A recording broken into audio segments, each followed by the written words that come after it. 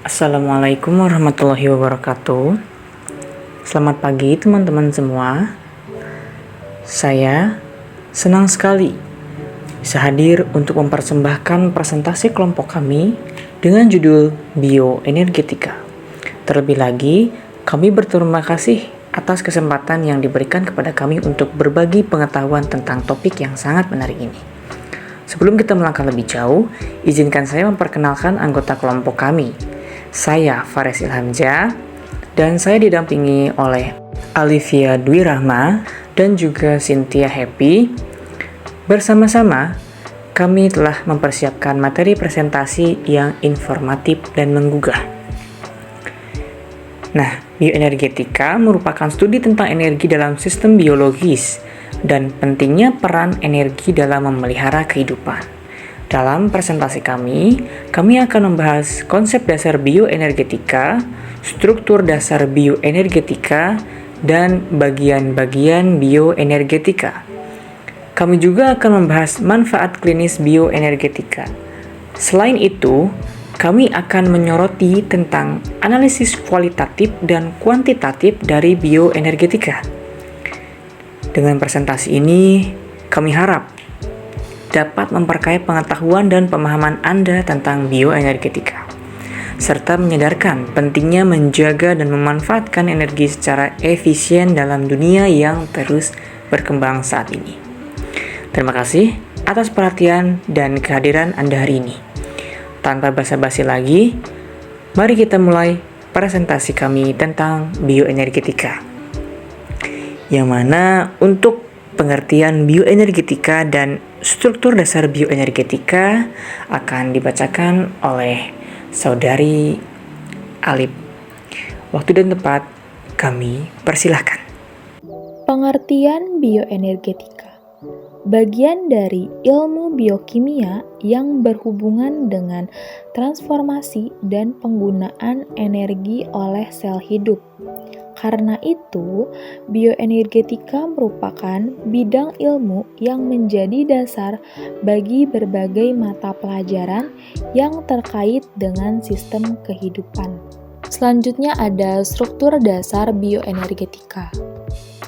Untuk dapat sampai dan digunakan oleh sel-sel akan mengalami 3 tahap transformasi, yaitu yang pertama, transformasi energi oleh klorofil. Energi radiasi sinar matahari ditangkap oleh klorofil tumbuhan hijau. Melalui proses fotosintesis, energi ini digunakan untuk mengikat CO2 dan H2O menjadi karbohidrat.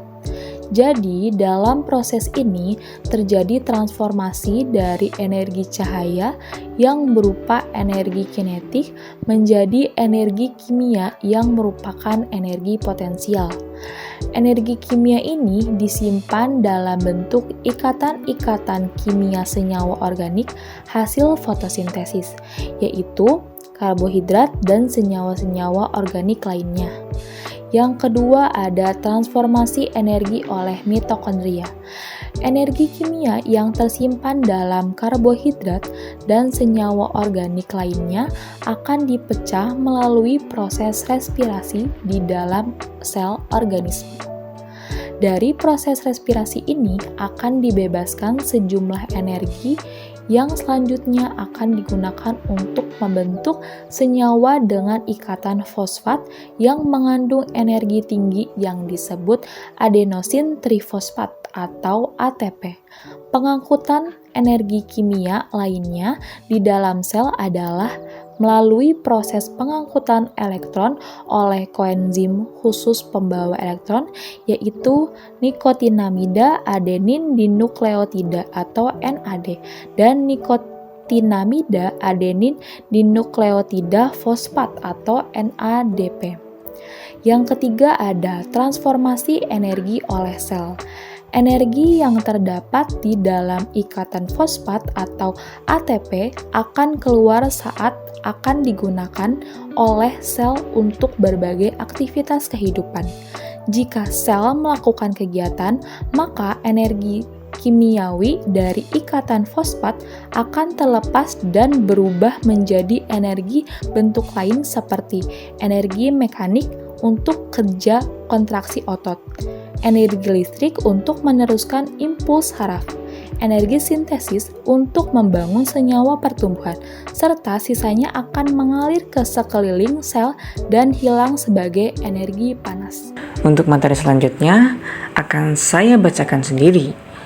Materi yang akan saya bawakan yaitu ada bagian-bagian bioenergetika dan manfaat klinis bioenergetika. Tanpa basa-basi, langsung saja saya akan membacakan materinya. Bagian-bagian utama dari bioenergetika adalah yang pertama metabolisme. Metabolisme ini adalah proses kimia di dalam sel yang menghasilkan energi dari makanan yang dikonsumsi. Metabolisme terdiri dari dua bagian, yaitu katabolisme dan anabolisme. Katabolisme melibatkan penguraian senyawa organik menjadi senyawa yang lebih sederhana dengan pelepasan energi. Sedangkan anabolisme melibatkan pembentukan senyawa organik kompleks dari senyawa sederhana dan memerlukan energi atau ATP. Yang kedua ada fotosintesis. Fotosintesis adalah proses di mana tumbuhan dan beberapa mikroorganisme memperoleh energi dari sinar matahari dan mengubahnya menjadi energi kimia dalam bentuk glukosa atau sering kita sebut dengan gula. Fotosintesis terjadi di dalam kloroplas dan melibatkan reaksi kimia kompleks yang melibatkan banyak enzim. Kemudian yang ketiga ada respirasi. Respirasi adalah proses di mana sel menghasilkan energi dari glukosa dan oksigen melalui reaksi kimia. Respirasi terdiri dari 3 tahap. Yang pertama glikolisis, kemudian siklus asam sitrat, dan fosforilasi oksidatif. Di mana glikolisis adalah tahap pertama di mana glukosa diubah menjadi 2 molekul pirufat. Siklus asam sitrat menghasilkan energi dari pirufat dan menghasilkan karbon dioksida. Fosforilasi oksidatif adalah tahap akhir di mana ATP dihasilkan dari energi yang dilepaskan selama siklus asam sitrat. Kemudian untuk yang keempat adalah pemindahan elektron. Nah, pemindahan elektron ini adalah proses di mana elektron dipindahkan dari satu molekul ke molekul lainnya selama respirasi dan fotosintesis. Proses ini melibatkan banyak molekul yang berbeda dan terjadi dalam berbagai struktur seluler. Poin yang kelima yaitu kinetika enzim. Enzim adalah protein yang mempercepat reaksi kimia dalam sel. Kinetika enzim mempelajari bagaimana reaksi kimia dipengaruhi oleh enzim, termasuk faktor-faktor seperti suhu, pH, dan konsentrasi substrat. Nah, untuk poin yang terakhir yaitu transport energi.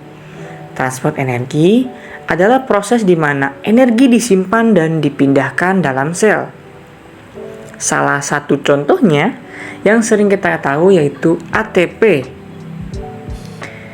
Molekul yang digunakan oleh sel sebagai sumber energi.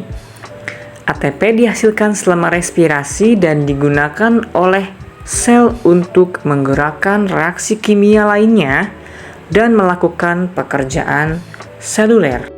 Kemudian teman-teman, di sini dapat kita lihat berbagai manfaat klinis dari bioenergetika itu sendiri, seperti untuk bernafas, ya, ada yang kedua mengalirkan darah, yang ketiga untuk mencerna makanan, yang keempat memperbaiki dan memperbarui sel, yang kelima mengendalikan suhu tubuh, keenam memicu kontraksi otot, yang ketujuh menghilangkan limbah melalui urin dan feses. Dan yang terakhir adalah menjaga fungsi otak dan saraf agar tidak rusak. Oke teman-teman,